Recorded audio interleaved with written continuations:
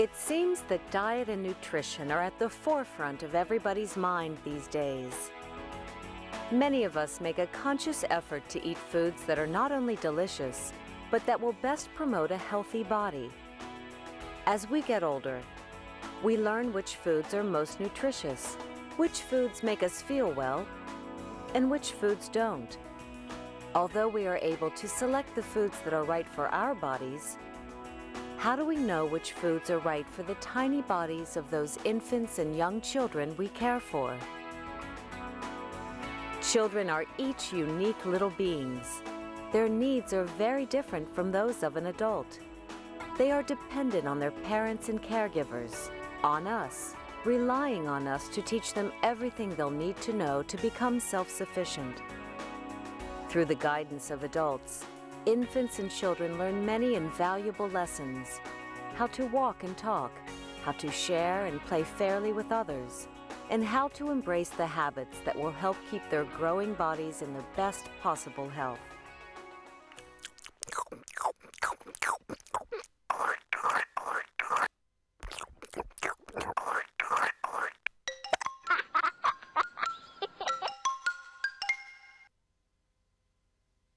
By watching this program, you'll learn how to meet the nutritional demands of children at 3 specific stages of development: infants up to 12 months, toddlers from 1 to 3 years of age, and preschool-age children from 3 to 5 years of age.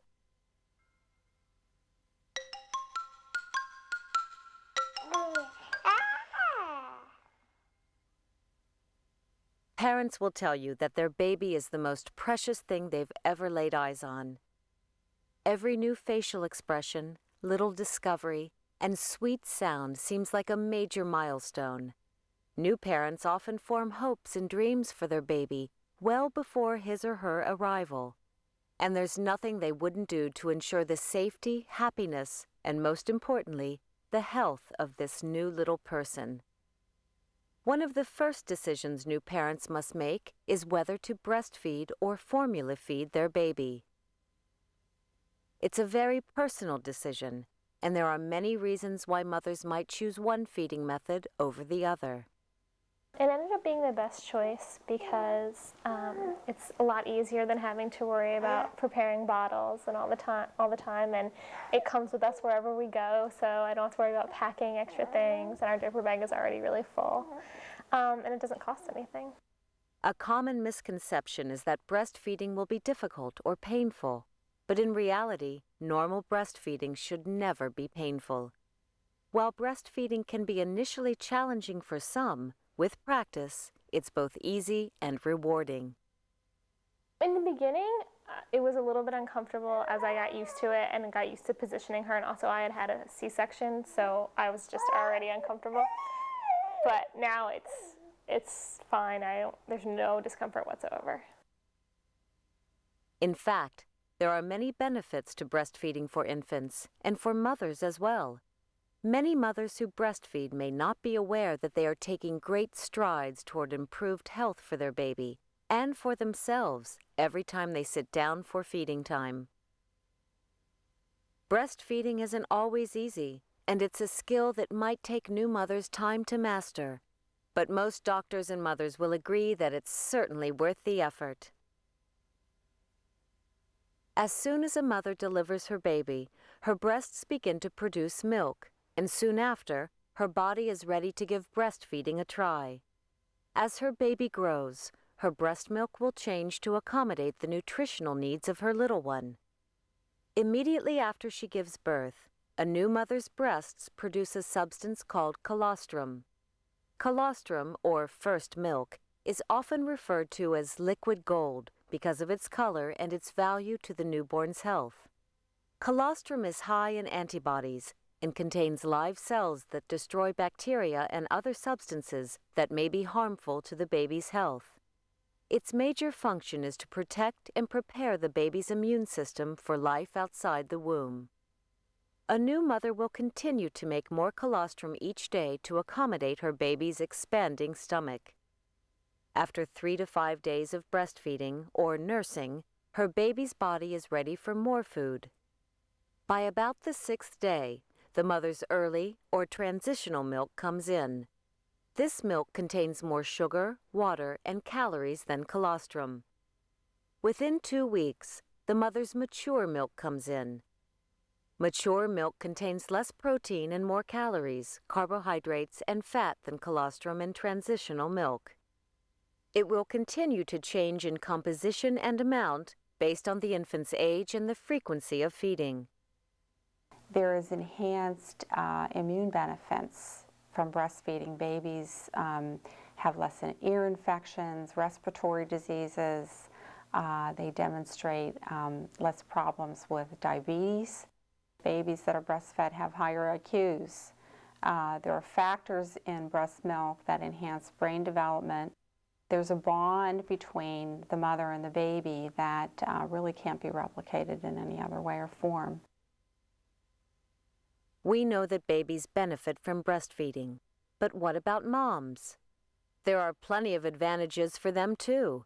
Not only is breastfeeding inexpensive and convenient, it can help promote the health of new moms in many ways.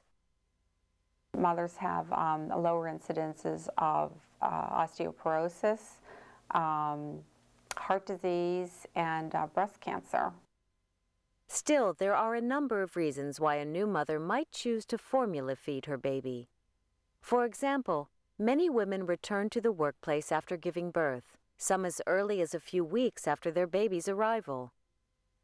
For some women, formula feeding may be their only option. Breast surgery such as breast reduction, mastectomy, or cyst removal may make breastfeeding difficult or even impossible for new mothers. Or, if she is taking certain medications or has been diagnosed with an infectious disease such as HIV, her doctor may advise her against breastfeeding. If a baby is born with structural problems such as a tongue tie or a cleft palate, or if a baby is born with certain neurological problems, this may interfere with breastfeeding as well. And of course, adoptive mothers often rely on formula to provide their baby with the proper nutrition. Whatever the situation, women who formula feed their babies should never be judged or criticized for their decision. Parents maybe do not understand all the time that formula and breast milk are not by any means equivalent. Formula is a man-made, chemically based food that usually is made from cow's milk or soybeans. Babies are not little cows or little soybeans. We're people. And it's really almost as simple as that. But in some instances, rare instances, formula is really necessary. If we don't have pumped breast milk, then it's the next best thing that we have. Some women may wonder if cow's milk is the best alternative to breast milk. But babies should not be fed cow's milk until after their first birthday. Cow's milk is high in sodium, and it contains more protein than is considered healthy for an infant's body. Also, cow's milk is low in iron, which may lead to anemia. Instead of cow's milk, mothers who do not feed their babies breast milk should feed them formula. Baby formula is available in 3 forms: powdered, concentrated, and ready to feed. Powdered formula is the least expensive type available. It can be prepared simply by mixing 1 scoop of formula with 2 ounces of water. Like powdered, concentrated formula is also fast and easy to prepare. Simply mix equal parts concentrate and water when preparing your baby's bottle. Ready-to-feed formula is the most expensive. It comes fully prepared and can be poured directly into your baby's bottle. No matter which type you use, instructions are generally printed on the packaging. Always read and follow the instructions carefully before preparing a baby's bottle. When bottle feeding an infant, it's important to remember the following. Use a formula that is iron fortified unless the baby's doctor recommends otherwise. Make sure bottles and nipples are clean before filling them with formula. As you bottle feed, hold your baby close to you and make sure his or her head is up. Also, keep the nipple full of formula to minimize the amount of air your baby swallows. When the baby is breastfeeding, the baby's mouth is very close to the breast, so it doesn't breathe in a lot of air with the milk.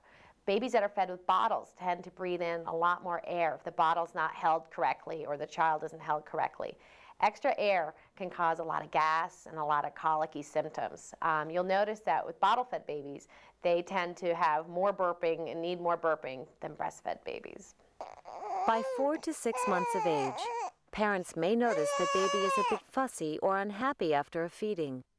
This may be because the baby is still hungry. If breast milk or formula doesn't seem to satisfy their little one, parents can try introducing solid foods. Solid foods should be introduced gradually, one new food at a time. This helps the baby's digestive system become familiar with these new, interesting foods. Food allergies affect 2 to 5% of all children in the United States, and almost 90% of all food allergies are caused by 9 foods: dairy products, soy, shellfish, wheat, tree nuts, peanuts, egg whites, citrus fruits, and food additives. Food allergies are sometimes hereditary. If you have a family history of food allergies, the chances of your child having them may double. Allergic reactions to food can be either immediate or delayed. Immediate reactions can be identified by swelling of the throat, sneezing, and watery eyes. Delayed reactions might include skin rashes or hives, gas, bloating, and diarrhea. In a lot of families, especially the grandparents and the older generation, they encourage mothers to feed their babies cereal at an early age because they say that the children will sleep longer at nighttime. The babies may sleep longer at nighttime because they're more full. However, it puts them at risk for getting allergies, especially to wheat later in life. Many pediatricians suggest parents introduce solid foods by adding rice cereal to their baby's formula or pumped breast milk. Rice cereal is easy for babies to digest, and it provides protein for growth and development, carbohydrates for energy, vitamins and minerals for the baby's overall health, and iron, which helps prevent anemia. Fruits can also be introduced at this time to provide baby with beneficial carbohydrates and vitamins A and C, which will help the body absorb iron. Between 6 and 9 months of age, parents can start introducing new cereals, strained fruits and vegetables, and fruit juices. Since babies are more active at this age than they've ever been, they will need the additional carbohydrates, vitamins, minerals, and proteins that are found in these foods for energy, growth, and development. Babies should also be given a little extra water to help them with waste elimination. In an effort to avoid unnecessary calories in the early onset of a sweet tooth, parents should avoid foods that contain sugar, and babies under 1 year should never be given honey. Until the baby's 12 months old, you should avoid honey. Honey can have botulism spores in them that can cause a neurological problem. And honey, which is made from bees, can contain these spores and can be very dangerous for children. I would advise actually to wait until the child is 2 years. By the time infants reach 10 to 12 months of age, parents can begin introducing them to soft table foods, such as mashed potatoes, pasta, cooked vegetables, and soft meats.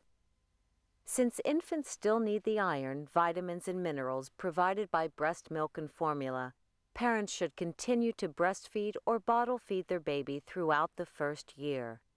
Once babies have reached their first birthday, their little bodies can finally tolerate whole cow's milk.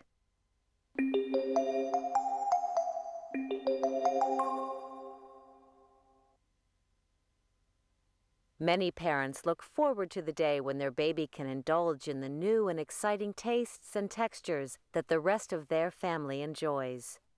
After that first birthday, a baby can finally eat what everyone else is eating. Toddlers need the same nutrients as adults. They just need them in different quantities. Toddlers need extra vitamins, proteins, and minerals in order to grow and stay healthy. As for the baby fat that makes their little cheeks and tummies so adorably soft and pudgy, toddlers need this extra fat for growth, development, and energy, and they should never be placed on low-fat or low-calorie diets. Many doctors recommend feeding toddlers several small meals throughout the day instead of 3 large meals. But what if your toddler is a fussy eater? What if he or she doesn't like to eat a variety of foods? What if your toddler only eats very small portions at one sitting? When you have a fussy toddler, the best thing to do is just to incorporate all kinds of foods at every meal. The parent's job is to provide a healthy, well-balanced meal. The child's job is to pick from those healthy foods what they're going to eat. One of the most important guidelines to remember when feeding your toddler is the 5-a-day goal. By serving your toddler 5 servings of fruits and vegetables every day, you assure that your child is getting the fiber, vitamins, and minerals a growing body needs. Some vegetables, such as spinach and other leafy greens, also provide additional iron, which can help prevent anemia and help keep an active toddler from becoming easily fatigued.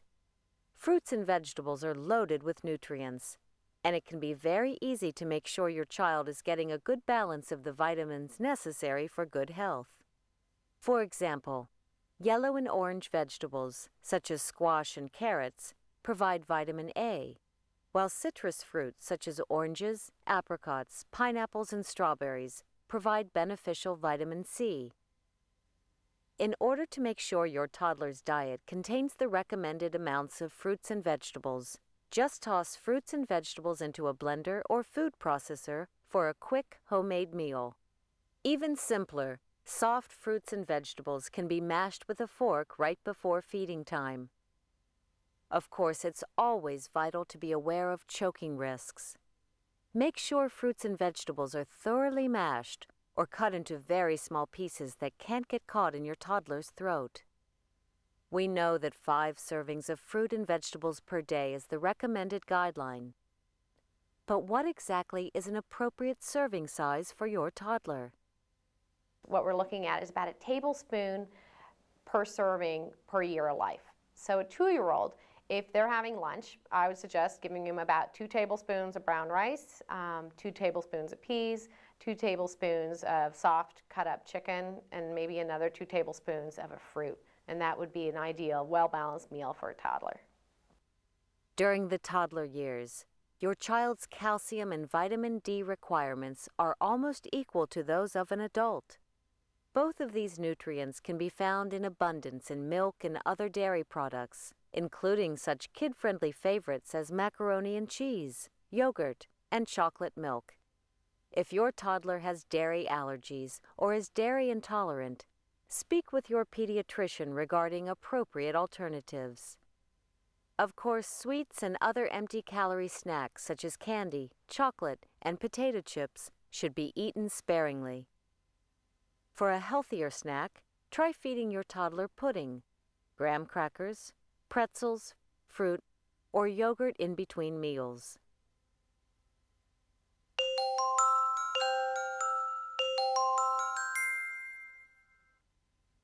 Preschool-age children take many cues from their parents. They try to emulate their mothers and fathers in all sorts of ways, mimicking personality quirks, even adopting parents' preferences for sports, music, and food. Preschool-age children will often eat what those around them are eating. As they are introduced to new foods, they will be influenced by the eating habits of those they see on a daily basis. Many children in the United States spend their day in a daycare environment while their parents are at work, and they are likely to eat at least 1 meal and 2 snacks away from home every day. So it's not only necessary to be conscious of your family's eating habits, it's equally important to be aware of the meals and snacks that are being served away from home. What you're looking for in a preschool is that they are following the National School Lunch Program. So they are providing a grain and a protein, a fruit and a vegetable at every meal, and that they're providing it in a nice, relaxed environment and giving the children enough time to eat. Unfortunately, breakfast is usually the meal that gets overlooked. It's important that families do whatever they can to make sure this important meal is not missed. Breakfast doesn't have to be an elaborate meal. But easy meal solutions for breakfast will be your whole grain waffles, it'll be your whole grain cereals, your whole grain toast. And just remember they have small appetites. A toddler might only want a half a piece of bread, and that's perfectly fine. They might only want a quarter cup of cereal. You need to let the child tell you when they're full. Snacks are a critical part of a preschool-age child's diet. They provide the energy their growing and playful bodies need in between meal times. Whether children are at home or in a daycare environment, snacks can be fun and nutritious. Fresh fruits provide vitamins A and C, while dried fruits provide iron. Pretzels and cereals provide carbohydrates for energy, and yogurt and pudding provide calcium and vitamin D for growing bones. Children should only be allowed to indulge in sugary and fatty snacks once or twice a week, and snacks such as cookies should be as healthy as possible. Choose cookies that are made with oats, carrots, raisins, and applesauce over those with chocolate or caramel. Snacks for preschool-age kids are important because, as you know, they tend not to eat large meals, and it's important for them to have probably 2 snacks a day, mid-morning, mid-afternoon. Good snacks to choose from would be your whole grain starches. So if you're doing crackers, I would recommend getting any kind of cracker where the first ingredient is whole wheat. Also, what you want to do is make sure they get a lot of protein in them. So cheese sticks are excellent, cottage cheese is excellent, yogurt is great. And once they become 2 or 3 years old, you can start with peanut butter or any of the nuts. When a child is at this age, dinner is one meal that is almost always provided at home. It is important that children consume some source of protein, which is vital to proper muscle growth and bone development. Protein is often found in meats and dairy products, but many American parents have adopted a vegetarian diet for themselves and their children. If this is the case for your family, how can you be sure your child is getting the proper amount of protein for growing bones and muscles? For a vegetarian child, it's important that they get a good source of protein. And they can get their protein from soy milk, soybeans, tofu. They can get it from soy cheeses and from beans and nuts. So there's a big variety where vegetarian kids can get their protein. A protein source is just one component of a healthy dinner. It's equally important that children are offered vegetables. Vegetables serve the same importance at this stage of development as during the infant and toddler years. They provide many vitamins and minerals, and even some of the iron and calcium that preschool-age children need. It's common for children to be picky about eating certain vegetables, and it might be necessary for parents to get a little creative when incorporating them into the evening meal. For example, soup, stews, hamburgers, turkey burgers, meatloaf, and even breads are excellent places to hide a healthy serving of vegetables. By the time dinner rolls around, many parents might be so exhausted that they'd like to opt for a takeout meal over something home-cooked. This is absolutely fine on occasion, but it's important to be selective about menu choices. Instead of heading for the fast food line, and choices like cheeseburgers, fries, and milkshakes, consider healthier options such as grilled chicken, salads, and fruit juice, milk, or water. Most takeout is made for adults' palates. They tend to be very high in salt. Pick more wisely and try to get a nutrition label. If it's a fast food chain, they will have nutrition labels which will list how much salt and how much fat is in every meal so you can make a more educated choice.